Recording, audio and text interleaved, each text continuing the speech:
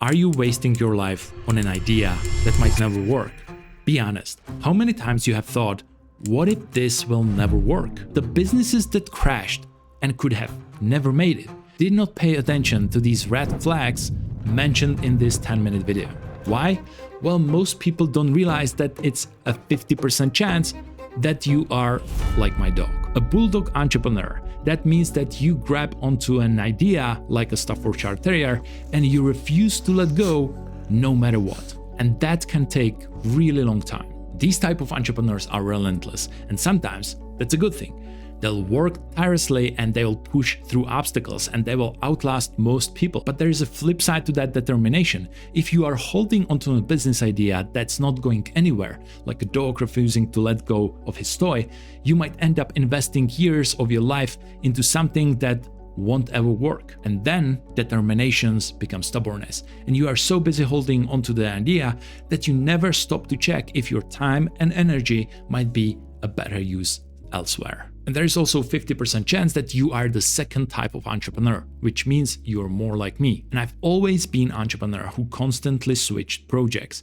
These entrepreneurs start a new idea every 3 months, but they never stick around long enough to see any real results. On one hand, they have a million ideas, but they're also not afraid to abandon what doesn't work. The dangerous part is that they never admit that the previous idea failed, since they are always in pursuit of the next better idea. The truth is, if they keep switching ideas, they miss out on the compounding effect, which is the key element of the exponential growth. And once you understand what type of entrepreneur you are, you will understand which one of these 6 red flags to pay attention to. Now, if you are a pit bull entrepreneur, the number one red flag that you have to avoid is trying to bend the physics and mathematics. And I've seen it so many times. You can't realistically make $1 million a year if you are selling a $2 item with hundreds of customers. And I saw it the other day in the coffee shop. They didn't offer coffee to go to be eco-friendly, but they only had 3 tables to sit at. Even if you fill your shop with customers,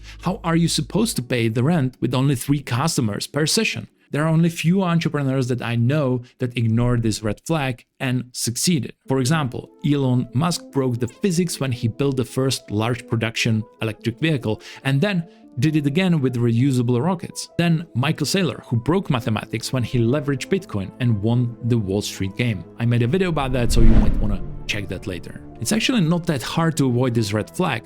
All you have to do is what is called a napkin math. So here's your move. You sit down and you just put it on the paper. Just quick calculations, price, market size, cost, and so on. Then you want to make sure that at least one scenario is viable without rewriting the laws of physics or money. Red flag number 2. One of the fastest ways to sabotage your venture is to choose an industry that is clearly declining or in stagnation. In the exponential protocol, it is known that the most successful businesses are built on top of growing trends. Well, in today's digital world, starting a book printing company is probably not a good idea. And this might seem obvious, like trying to sell VHS tapes today, but you would be surprised how many people try to stand out in an industry that is losing momentum. It's not impossible.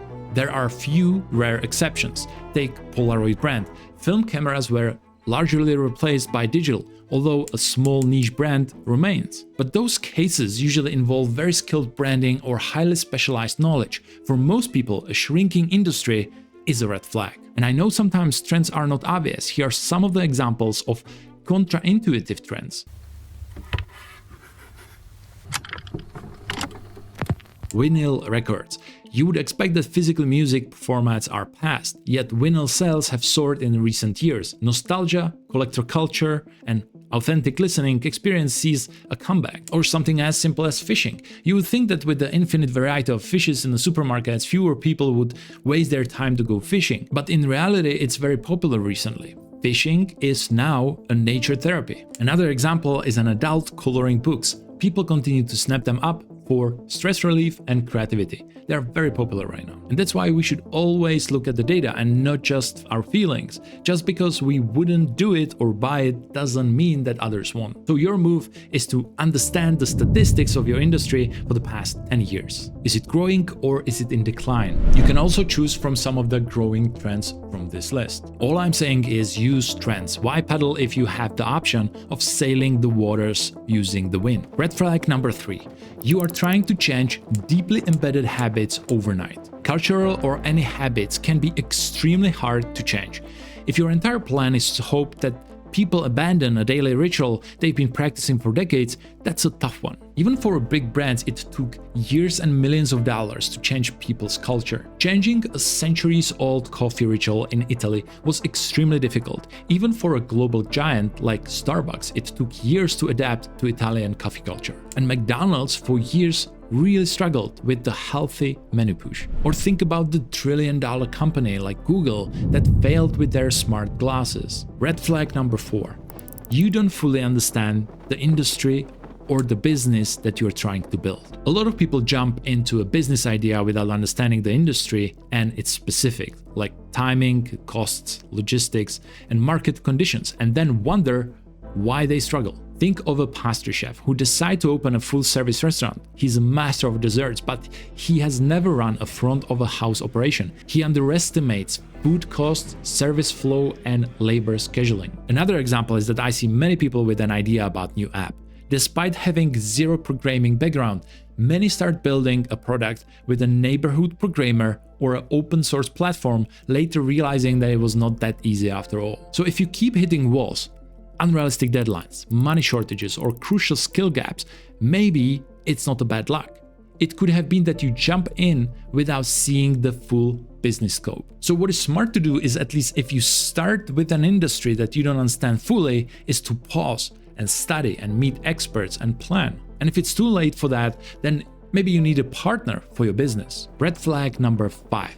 You never let compounding kick in. Some entrepreneurs, as we talked about in the beginning, expect that their business will grow quickly and abandon a good project the second things are not moving. But the real momentum often follows when you hit a tipping point. Then the growth accelerates dramatically. It's like building a house one wall at a time, bricks, lumber, wiring, etc. And after months of effort, you build a few walls and foundations, you expect someone will be ready to offer you money for that. But for the people from the outside, it's just construction site, not a house.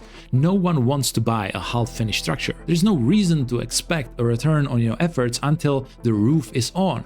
Once the roof is on, then suddenly the house has a utility and you can sell it for hundreds of thousands of dollars. Much like compounding in business, the payoff only materializes once the final pieces click into place. If you abandon the project midway, all the time and materials might as well go to waste, because a half-built house isn't just a half valuable, it's often worthless. It's the completion that creates a spike in value. What about a zero competition red flag? Some people actually think it is a big advantage, but many people that have some experience with businesses will tell you it's mostly a big red flag. The real question is, if nobody else is doing it, should I do it? Sometimes a category is empty because there is simply no real demand, and other times it might be a true hidden opportunity. So how can you tell which one is it? The real question is, have you tested whether people genuinely want what you are offering? And also, very important, for money and not for free. There are some examples of businesses that succeeded where there was a zero competition with completely new products. When a Circus du Soleil idea was born, traditional circuses were in decline.